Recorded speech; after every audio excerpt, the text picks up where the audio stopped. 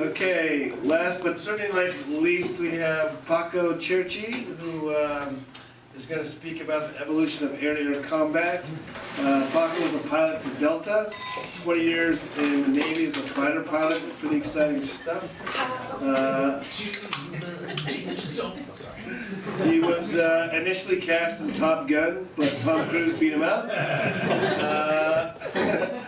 And he's the producer of the documentary Speed Angels, 6 man off the bench, he says, for our basketball league, but everybody knows he's a starting power forward. So, anyways, without further ado, here's Paco. Hi. It's okay, I brought props, which I think if Tunde has another child, this will be his 5th point. Bring props. So I'm going to speak to you today really quickly, because we're running over, about the, it's up at the top. A to A Evo PowerPoint, and there we go. About the evolution of air-to-air combat, aerial combat. It's 100 years, but we're going to take it real quick. Or we're going to talk about how fighter pilots will save the world. Come on. Enter? Apple, there it is. Again. Okay. In the beginning.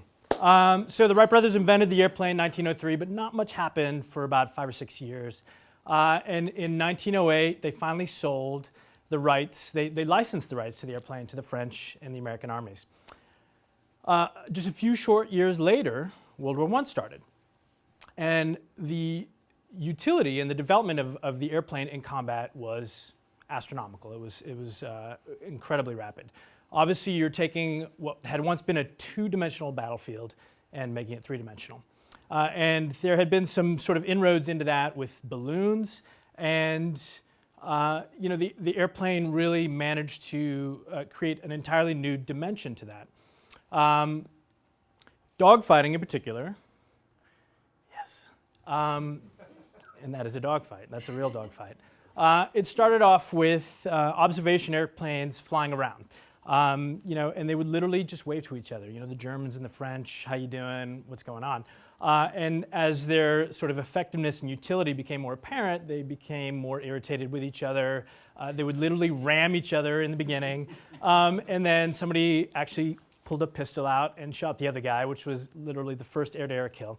And then they became more advanced. Somebody threw a tail gunner in the back of the airplane. And finally, in 1915, literally 1 year after the war started, somebody invented, actually the British invented a way to synchronize machine guns through the propellers of these airplanes.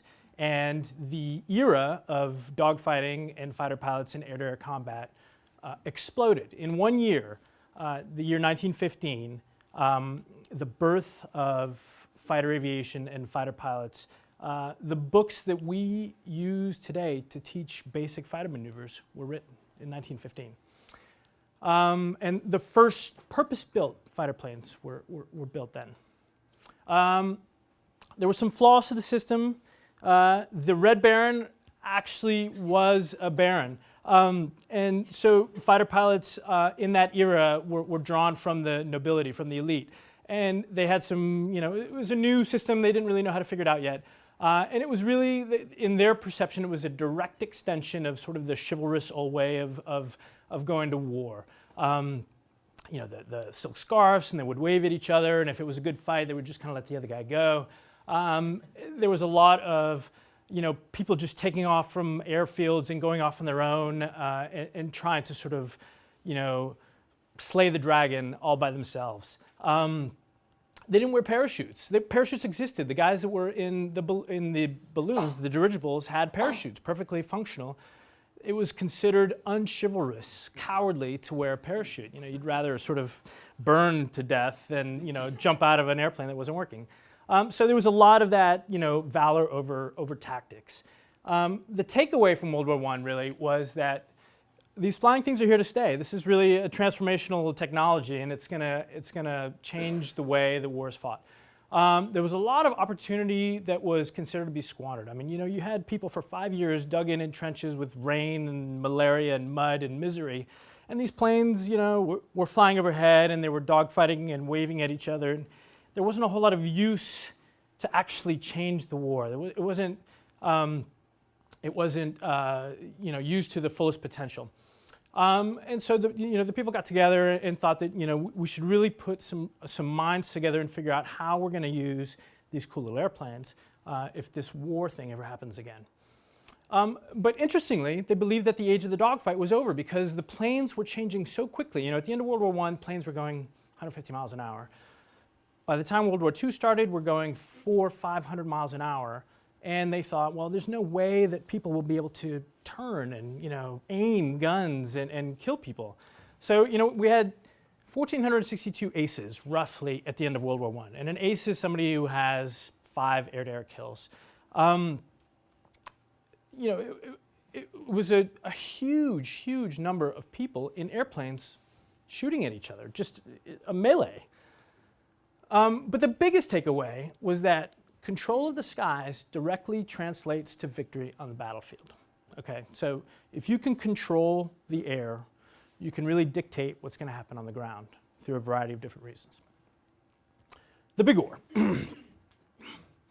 It was the first and last war of the pilot. It was the glory days, the golden years. I was born too late.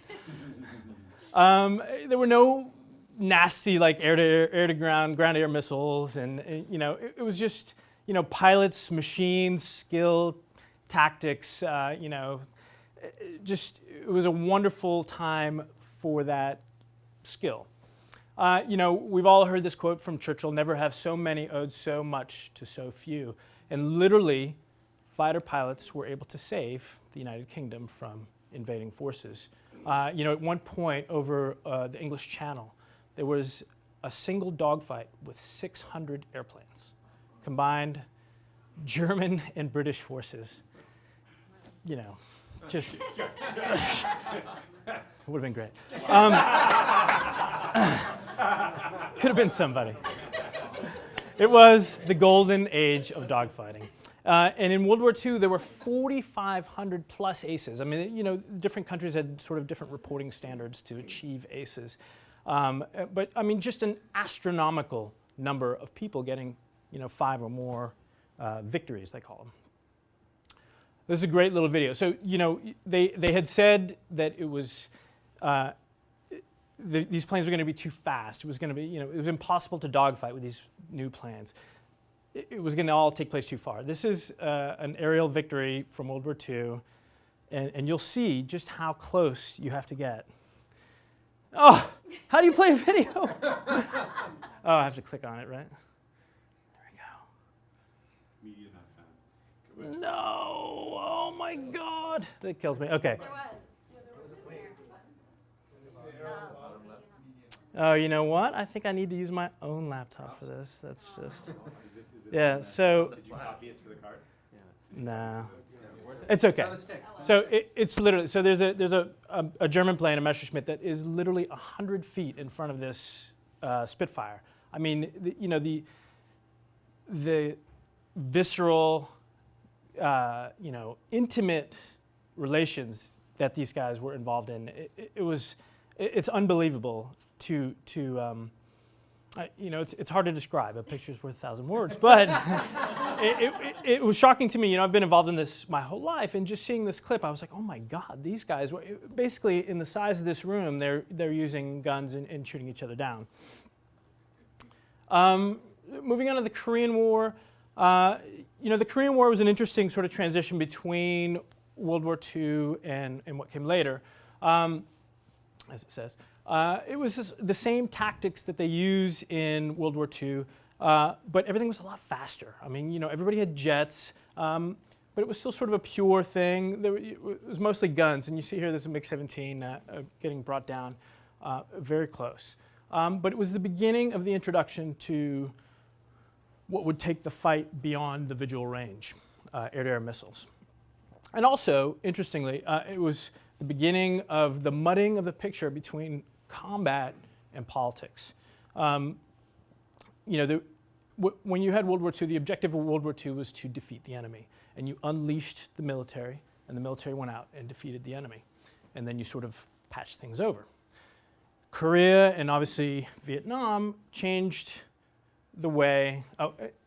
At the end of Korea, which was only 3 or so years, we only had 100 aces.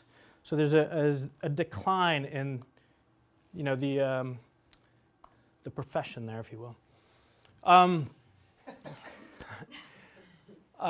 So we go into Vietnam and things that the introduction of technology really starts to affect the way business is done.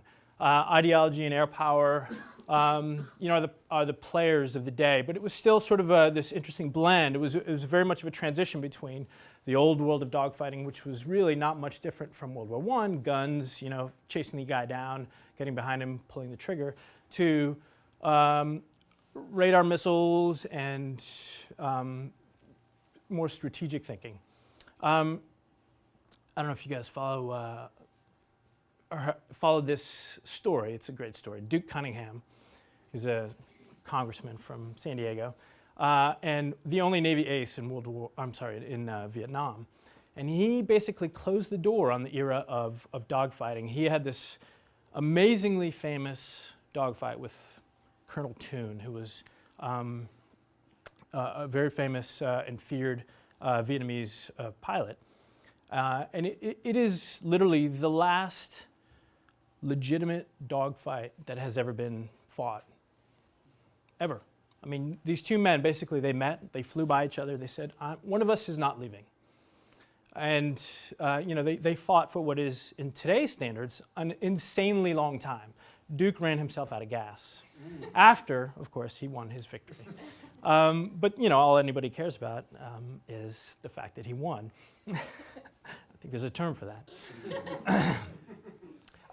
But, you know, again, so in terms of air combat, you know, Vietnam was really the introduction of, or the beginning of the fact that wars are much more complicated. It's not just, you know, planes shooting each other down. There's ideas that come into play. And it was, you know, as we know, a very flawed application of the thought that you could possibly, you know, use air power to bomb a nation into compliancy. And as I sort of said earlier, it was a transition from dogfighting, the visual arena, to BVR, beyond visual range. And in fact, the US forces showed up in Vietnam with these planes that were designed to shoot down Soviet strategic bombers. So they had no guns on them. They had, you know, no way to defeat these little MiG-17s that were flying around. They basically showed up to a knife fight with these huge cannons, and these little gnats are flying around. And it was incredibly difficult for them to be able to maneuver and